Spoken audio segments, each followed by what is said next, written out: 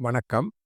உங்கள் JKR Lakshmi Kalyan YouTube சேனல்ல நெறைய வாசகர் கேட்கக்கூடிய கேள்விகளுக்கெல்லாம் நம்ம பதில் சொல்லிட்டு வரோம். ஒரு பாலாஜி ஜெகதீஷ் என்பவர் வேல் வழிபாடு பத்தி கேட்டிருந்தார். அதற்கு நம்ம உரிய பதிலை கொடுத்தோம். இப்போ ராஜின்னு ஒரு அம்மா வாசகர் வந்து, அ தாயும் மகளும் பிரிஞ்சிருந்தா ஒண்ணு சேர்றதுக்கு ஏதாவது ஸ்லோகம் இருக்கா?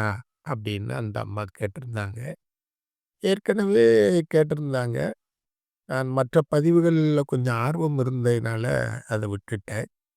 இப்ப திரும்பவும் நேத்து வந்து கேட்டிருந்தாங்க. ஐயா சொல்லுங்க. அதாவது ஸ்லோகம் வந்து இறைவனுடைய நாமத்தைத் தவிர எனக்கு ஸ்லோகம் என்கிறது இல்ல. ஆனா அபிராமி அந்தாதியில வந்து ஒரு 3 பாடல்கள் உங்களுக்காக இருக்கு. இந்த 3 பாடல்களை நீங்கள் சொல்லுகின்ற பொழுது, கண்டிப்பாக உங்களுடைய கோரிக்கை நிறைவேறும். நீங்கள் நினைத்த காரியம் கண்டிப்பாக நடக்கும். நீங்க கமெண்ட்ல கூட கேட்டிருந்ததுனால, சரி உங்களுக்கு இந்த பதிவை நான் கண்டிப்பா போடணும்னு என் மகள் எனக்கு உத்தரவிட்டுட்டா. "எப்பா அவங்க 2 தடவ கேட்டுட்டாங்கப்பா.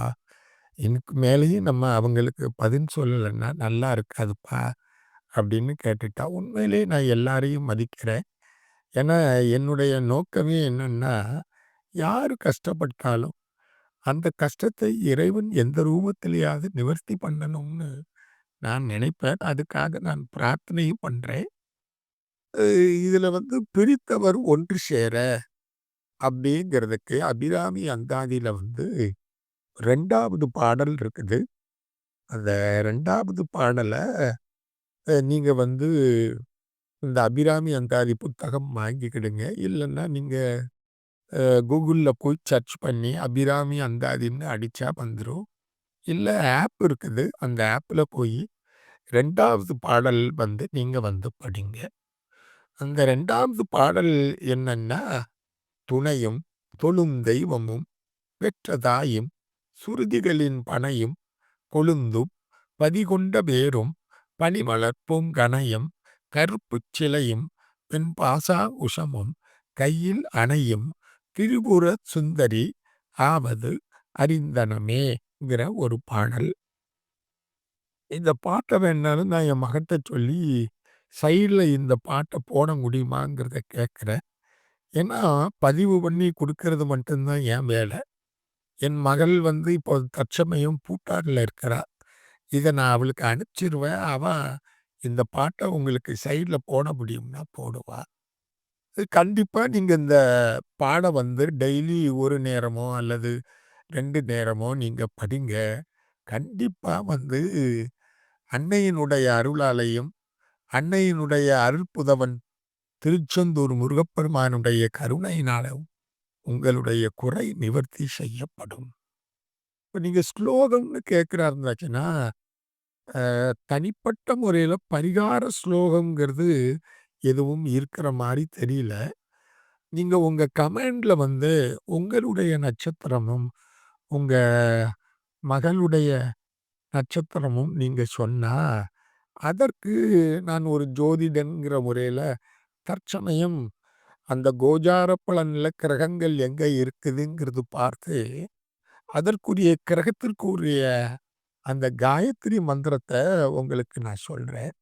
ஏன்னா காயத்ரி மந்திரம் மாரி வேற எந்த மந்திரமும் கிடையாது. இப்ப கூட ஒரு 2 காயத்ரி நீங்க சொல்லலாம். சந்திரனுக்குரிய காயத்ரி மந்திரம் இருக்குது. அந்த சந்திரனுக்குரிய காயத்ரி மந்திரமும், குரு பகவானுக்குரிய காயத்ரி மந்திரம் இந்த 2 மந்திரத்தையும் நீங்க சொன்னா போரும். ஏன்னா, ஒரு ஜாதகத்தில சந்திரன் தான் காய் என்பவள். குரு பகவான் என்பது குழந்தைக்குரியது, புத்திரகாரகன். இந்த 2 காயத்ரி நீங்க சொல்கின்ற பொழுது, கண்டிப்பாக அந்த அருள் சக்தி மேலோங்கி, உங்களுடைய இந்த பிரச்சனையை தீர்த்து வைக்கும். உங்கள் மனவேதனையை கண்டிப்பாக நீக்கும். நீங்கள் படுகின்ற கஷ்டம் எனக்கு தெரிகின்றது. நீங்கள் படுகின்ற வேதனை எனக்கு தெரிகின்றது. இதையெல்லாம் நாம் இந்த குழந்தைகளுக்கு நாம் சொல்லாமல் வைத்து விட்டோம். ஆமா. நாம் இப்ப வருகின்ற சந்ததிகளுக்காவது இந்த பாண்டுரங்கனுடைய கதையை சொல்லணும். பாண்டுரங்கன் எப்படி வந்தார்? யாருக்காக வந்தார்ன்னு அந்த ஒரு கதைய நம்ம சொல்லல. பாண்டுரங்கனுடைய கதையில புண்டரீகனுடைய வரலாறு இருக்கு. அந்த வரலாறு தெரிஞ்சுனா போதும். ஒரு பெற்றோருக்கு சேவை செய்ததனுடைய அடிப்படையிலேயே பாண்டுரங்கன் வந்து புண்டரீகனுடைய வீட்டின் முன்பாக வந்து நிற்கிறான் பாண்டுரங்கன். அதுதான் பாண்டுரங்கனுடைய வரலாறு.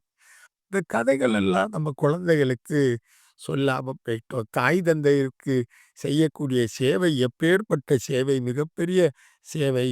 அந்த பணிவிடையும் அந்த தாய் தந்தையரை நாம் கவனித்துக் கொள்கின்ற முறையில பாண்டுரங்கனே வந்து அவன் வீட்டின் முன்பாக இருக்கிறான் என்றால், அந்த அன்னையினுடைய வாக்கு, ஔவையினுடைய வாக்கை நாம் மறந்து விட்டோம். காரணம் என்னன்னா, அன்னையும் பிதாவும் முன்னேறி தெய்வம்னு சொன்னான். எல்லா வீடுகளிலும் கொண்டு இறைவனை வந்து நாம் வைப்பது என்பது ஒரு கடினமான செயல். அதனால் ஒவ்வொரு வீட்டிற்கும் இறைவனால் அனுப்பப்பட்ட கடவுளின் பிம்பம், கடவுளின் மறுவடிவம் தான் தாய் என்பதை இந்த குழந்தைகளுக்கு தெரியாமல் போய்விட்டது. அதுதான் முக்கிய காரணம். தாய் என்பவள் கடவுளின் மறு பிம்பம். அவள் அன்பின் வடிவம். அந்த தாய் க்கு வந்து நாம் எந்த காலகட்டத்திலும் வந்து அன்பாக இருந்து பணிவிடை செய்து அவர்களுடைய ஆத்மா நிறைவு வரை அவர்களை கவனித்துக் கொள்ள வேண்டிய ஒரு கடமை இந்த குழந்தைகளுக்கு இருக்கு. இதையே இந்த குழந்தைகள் பொழுதும் மறந்து விட்டது. அது மட்டுமல்ல, இப்ப இருக்கிற குழந்தைகளையும், இப்ப இருக்கிற தாய்மார்களையும் என்னால புரிந்து கொள்ள முடியவில்லை. உலகம் ரொம்ப மோசமா போய்க்கிட்டு இருக்குது. அதனால உங்கள் கோரிக்கை நிறைவேறுவதற்கு இந்த பாடல் ஒரு நல்ல பாடலா இருக்கும்னு. ஏன்னா, அபிராமி அந்தாதியில 102 பாடல்களையும் நான் படிச்சிருக்கிறேன். ஒவ்வொரு பிரச்சனைகளுக்கும் ஒவ்வொரு பாடல் வந்து கொடுக்கப்பட்டிருக்கு. பிரிந்தவர் ஒன்று சேர. தாய் தகப்பன் பிரிஞ்சிருந்தாச்சுன்னா, தாயும் மகளும் பிரிஞ்சிருந்தா, தாயும் மகனும் பிரிந்திருந்தால், அவர்கள் ஒன்று சேர்வதற்கு இந்த அபிராமி அந்தாதியில 2வது பாடல் துணையும் தொடுமையும். இன்னொரு பாடல் வந்து குறைகள் நீங்கி பிரிந்தவர் ஒன்று கூட. இப்போ 2 பேரும் பிரிஞ்சிருக்கான்னாலே, அதுக்கு ஒரு காரணம் என்னன்னா, ஒரு சின்ன மனஸ்தாபமா இருக்கும். ஏதாவது அவங்களுக்கு ஒரு மனதுல வந்து நம் மேல ஒரு வெறுப்பு ஏற்பட்டிருக்கும். அது எதனால ஒரு தவறான வெறுப்பா கூட இருக்கலாம். அவர்கள் அந்த பக்குவத்தை அடைகின்ற பொழுது, அந்த வெறுப்பு நீங்கி நம்மிடம் ஒன்று சேருவதற்கு ஒரு வாய்ப்பு இருக்கும்னு சொல்லி, அபிராமி அந்தாதியில வந்து 90வது பாடல் ஒன்று கொடுத்திருக்கிறார். அதாவது குறைகள் நீங்கி பிரிந்தவர் ஒன்று சேர அப்படின்னு போட்டிருக்கா. மனசுல ஏதாவது கொஞ்சம் மனஸ்தாபங்கள் இருந்தா, அதெல்லாம் நீங்கணும். அந்த மனக்குறைகள் நீங்கிட்டன்னா, ஒண்ணு சேர்ந்துருவாங்கங்கிறதுக்காக, குறைகள் நீங்கி பிரிந்தவர் ஒன்று கூட ஒன்று சேரங்கிறதுக்கு ஒரு பாட்டு. 90வது பாடல். அந்த பாடல் என்னன்னா, வருந்தா வகை வருந்தா வகை என் மனத்தாமரையில் வந்து புகுந்து இருந்தால் பழைய இருப்பிடமாக எனக்கு பொருந்தாத பொருள் இல்லை மின்மேவும் புலவர்க்கு விருந்தாக வேலை மருந்தாக நல்கும் மெல்லியலேன்னு. இந்த பாட்டையும் நான் உங்களுக்கு இந்த சைடுல போடுறதுக்கு நான் என் மகன்கிட்ட சொல்றேன். இந்த 2 பாடலையும் நீங்க படிங்க. இன்னொரு பாடல் வந்து இருக்குது. அது எதற்குன்னா, பிரிவு உணர்ச்சி அகலைன்ட்டு சொல்றேன். நீங்க அந்த இப்போ என் மகள் குடுத்த பதிலுக்கு நீங்க ஒரு பதில் குடுத்திருந்தீங்க. அதுல இந்த ஒரு வார்த்தை, ஆங்கில வார்த்தை வந்து மனச ரொம்ப தொட்டுச்சு. அதனால தான் உடனே உங்களுக்கு ஒரு இந்த பதிவு போடணும்னு நான் நினைச்சேன். கவலைப்படாதீங்க. உங்க கஷ்டங்கள் கண்டிப்பா இறைவனுடைய காதுகளுக்கு எட்டும். எனக்கு தெரிந்த வழியில வந்து நான் இறைவன்ட அணுகுற முறை வந்து வித்தியாசம். இப்போ நெறைய YouTubeல சும்மா ஏதோ ஒரு இத சொல்றாங்க. அது சொல்றது ஒண்ணும் இது இல்ல. அந்த செய்ற முறையில தான் என்ன இறைவன் நமக்கு அருள்பாலிப்பாங்கிறது என்னுடைய கருத்து. ஆமா. இந்த பாடலை நீங்கள் மனமுருகி சொல்றது நீங்களா, அவன் நாவுக்கரசர் பெருமான் சொன்னா மாரி, "உறவுகோள் நட்டு உணர்வு கயிற்றினால்ன்னு" சொல்றாரு. அந்த உறவுகோல் நட்டுன்னு கடவுள் ஏதோ நமக்கு ஒரு அந்நியமான பொருள், அவரு ஒரு சுப்ரீம் பவரு, அவர்கிட்ட நம்ம எப்படி கேட்க? அந்த ஒரு கூச்சமே நமக்கு தேவையில்ல. ஏன்னா நாவுக்கரசர் சொல்றாரு, அது நம்ம அம்மை. நானும் இன்னைக்கு எங்க வீட்ல என்னுடைய வழிபாடுகள்ல எதன்னா, என் தாயிட்ட எப்படி கேட்பனோ, அது மாரி தான் என் குறைகளை சொல்லி கேட்கிறேன். ஒரு ஆண் கடவுளாய் இருந்தால், சிவபெருமானாய் இருந்தால் எனக்கு தகப்பன். முருகப்பெருமானாய் இருந்தால் அது எனக்கு உடன் பிறந்த அண்ணன். விநாயகப் பெருமானாய் இருந்தால் அது எனக்கு உடன் பிறந்த அண்ணன். அதனால கடவுள்ட்ட ஒரு உறவை வைத்து நாம் அவரிடத்தில் உரிமையோடு கேட்கின்ற பொழுது, கொஞ்சம் கண்ணீர் சிந்துங்கள். ஏன்னா, மாணிக்கவாசகர் சொல்றாரு, "ஞானோ பொய் எல்லாம் பொய்ன்னு" சொல்லிட்டு கடைசியில அவரு சொல்லும்போது என்ன சொல்றார்ன்னா, "வினையே உனை அழுதால் பெறலாமேங்கிறார்." வள்ளலார் சொல்கின்ற பொழுது எப்படி அழணும்னு சொல்றாரு. "நினைந்து நினைந்து நெகிழ்ந்து நெகிழ்ந்து அன்பெனும் ஊற்றுப் பெருக்கால் உடம்பு நனைந்து நனைந்துன்னு" சொல்றாரு. அதனால இறைவன்ட்ட ஒரு பெரிய ஸ்லோகம் என்னன்னா, எனக்கு தெரிஞ்சது கண்ணீர் தான். அந்த கண்ணீரை விட ஒரு ஸ்லோகம் எனக்கு இருக்கிற மாரி தெரியல. ஆனால் நான் இந்த கூறிய பாடல் அபிராமி அந்தாதியில ஒரு 2 பாடல் இருக்கு. இந்த பிரிவு உணர்ச்சி அகலங்கிறதுக்கு 44வது பாடல் ஒண்ணு இருக்குது. "கவலே எங்கள் சங்கரனார் மனை மங்களமாம் அவளே அவதமக்கும் அன்னையும் ஆகையினால் இவளே க ய கடவுள் யாவர்க்கும் இறைவியும் ஆகாம் துவளே இனி ஒரு தெய்வம் உண்டாக தொண்டு செய்தேங்கிற மாரி ஒரு பாடல் இருக்கு. 44வது பாடல். முதல் பாடல் பிரிந்தவர் ஒன்று சேர. 90வது பாடல் குறைகள் நீங்கணும். உங்களுக்குள்ள இருக்கக்கூடிய அந்த பிரச்சனை, மனஸ்தாபம் நீங்கிறது. 3வது பாடல் நீங்க இப்ப வேதனைப்பட்டுக்கிட்டு இருக்கீங்கல்ல, அந்த பிரிவு உணர்ச்சி. அது உங்கள் மேல உங்களுக்கு டெய்லி அது மன வருத்தமும், மனவேதனையும், மன கஷ்டத்தினால தான் நீங்க அந்த ஆங்கில வார்த்தைய நீங்க போட்டிருக்கிறீங்க. உண்மையிலே எனக்கு கொஞ்சம் கஷ்டமா தான் இருந்துச்சு. வாய்ப்பு இருந்துச்சுன்னா கமெண்ட்ஸ்ல அ நீங்க உங்க அந்த 2 பேருடைய நட்சத்திரத்த சொல்லுங்க. இறைவன்ட்ட நான் பிரார்த்தனை பண்றேன். நான் கமெண்ட்ஸ்ல உங்களுக்கு மட்டும் என்னுடைய வாட்ஸ்அப் நம்பர தாரேன். வாய்ப்பு இருந்தா நீங்க 2 பேருடைய ஜாதகத்தை எனக்கு அனுப்புங்க.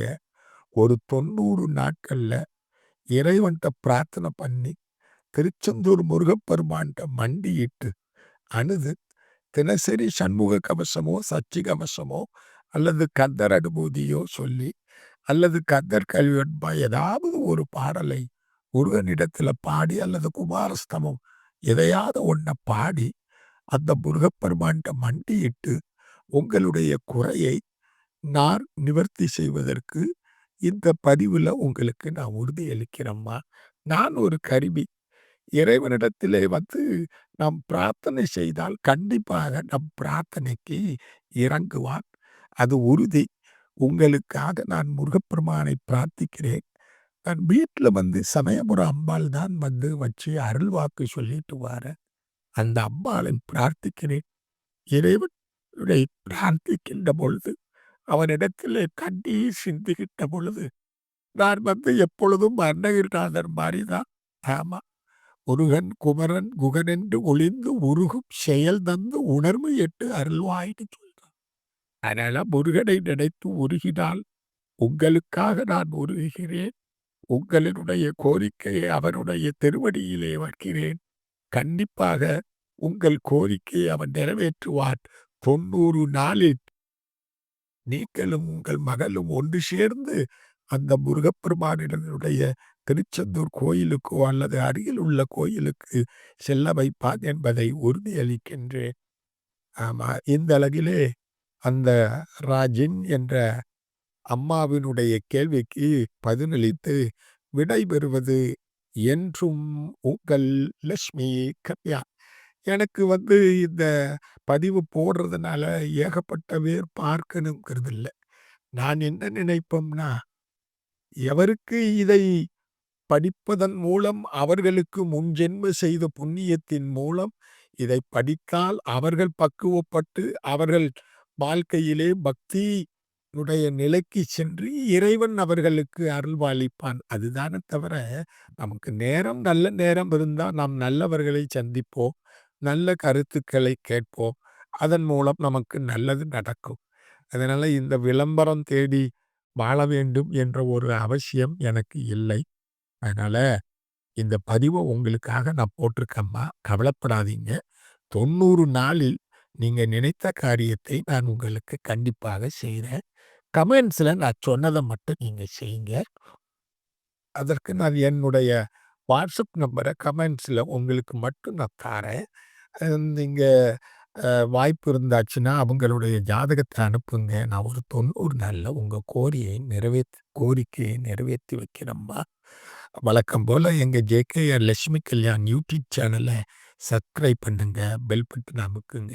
என்றும் எங்களுக்கு ஆதரவு தாருங்கள். இது இந்த பதிவு எதுக்குன்னா, அந்த அம்மாவனுடைய வேதனையை துடைப்பதற்காக பதிவாகத்தான் இருக்கும் என்று நம்புகிறேன். நன்றி, வணக்கம்.